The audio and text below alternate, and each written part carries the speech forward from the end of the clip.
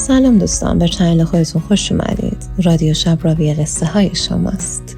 همه داستان ها واقعی هستند.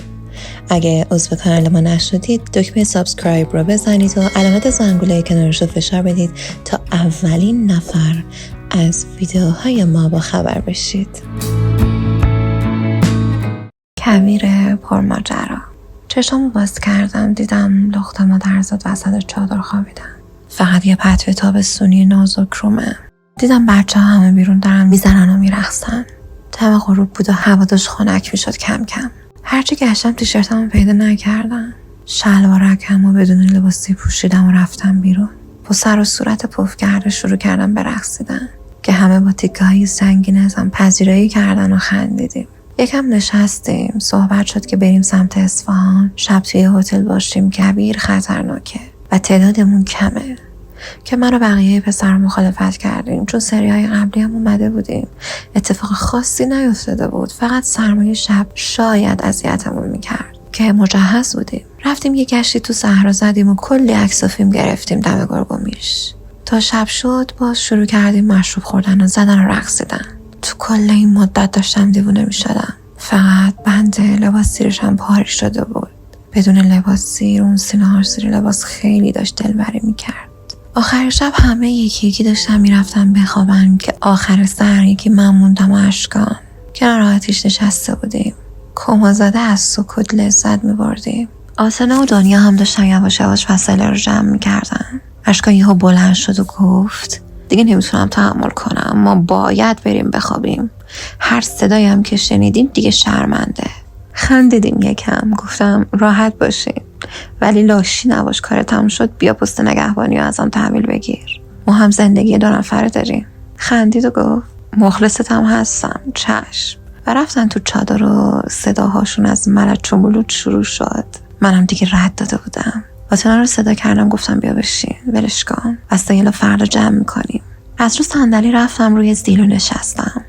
پاهامو دراز کردم. آتنا هم اومد کنارم دراز کشید. خوابیدم کنارش. دستمو گذاشتم زیر سرش و شروع کردم به بوسیدن لبهاش که خودشو کنار کشید و گفت اینا بیدارن، میان بیرون، زشت میشه. ما اینجاییم و داریم صدای ناله های اینا رو میشنویم، زشت نیست؟ خندید. بغلش کردم. دستمو از پشت گذاشتم رو باسنش و شروع کردم به چنگ انداختن و گهگداری میمالیدمش. بدجوری خیس شده بود. نفسش نامنظم شده بود. بدن بی نقصش دقیقاً جلوی صورتم بود که شروع کردم بی مقدمه مثل وحشیا خوردن و گاز گرفتن. دستشو گذاشته بود جلو دهنش که صداش بلند نشه ولی زیاد تاثیرگذار نبود. با دستام سینه هاشو چنگ می زدم.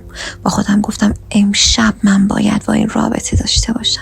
تو همین فکر بودم که یهو دیدم یه جیغ بلندی کشید و بدنش لرزید و لرزشش ادامه پیدا کرد که گفتم خب عالی شد، الان دیگه هر چی ازش بخوام انجام میده. با صدای ناله آتنا دیدم صداهای اشکان و دنیا هم اوج گرفته بود. دیگه تقریبا بدون خودداری و ملاحظه با هم رابطه داشتیم. فقط نه ما اونا رو میدیدیم نه اونا ما رو. این صداها اما خیلی بدتر میکرد حالمونو و عجیب اونجا بود که بقیه از این صداها بیدار نشدن، یا حداقل ما فکر میکردیم که خوابن هنوز. دیدم آتنا داره بیهوش میشه. شلوارکمو در آوردم. گفتم کور خوندی، کارمون تموم نشده. تا دم و دستگاه منو دید در جا بلند شد، گرفت دهنش. ایستاده بودم و داشتم تو دهنش جلو و عقب میکردم.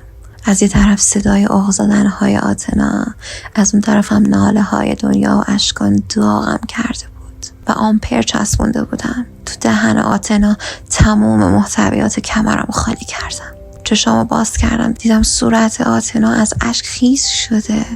گفتم مرسی عشقم. صورتشو پاک کردم، بردمش تو چادر. پیراهنشو در آوردم. خودم که اصلا لباس تنم نبود. افتادم روش و به جون سینه‌هاش افتادم. دوباره آتیشی بود که به جونش روشن کردم. منو کنار زد. به پشت دراز کشیدم و نشست روم.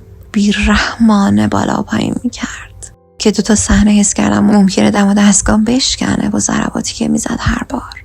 همونطور که بالا و پایین میپرید نوک سینه‌هاشو گرفته بودم و فشار میدادم. داشتم راضی میشدم که پوزیشنو عوض کردم. دراز کشیدیم به پهلو. از پشت پاهاشو دادم بالا و آروم کردم داخل بدنش. صدای ناله های آتنا بالا گرفته بود.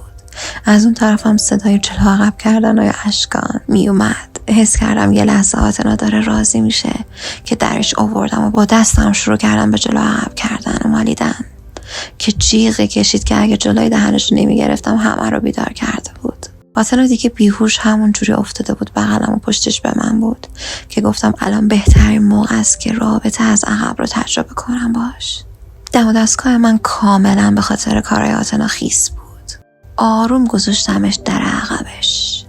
دیدم خودش رو کشید جلو. گفت امشب اینجا نه. گفتم خفه شو بابا و آروم حالش دادم تو. هی خودش رو جلو میکشید، منم دنبالش بیشتر فشار میدادم. وسط چادر داشتیم هلیکوپتری میچرخیدیم تا قفل کردم دست و پاهاشو و حالش دادم یهو داخل. با دستم محکم جلو دهنشو گرفته بودم. فقط مثل وحشی یا جلو عقب میکردم و آتنا جون ناله کردنم نداشت. فقط قرمز شده بود و اشک صورتشو خیس کرده بود. تا راضی شدم همون عقب همه رو خالی کردم و هر دومون همونطوری خوابمون برد بدون هیچ بالش و پتو و کیسه خوابید تا صبح لرزیدیم فقط.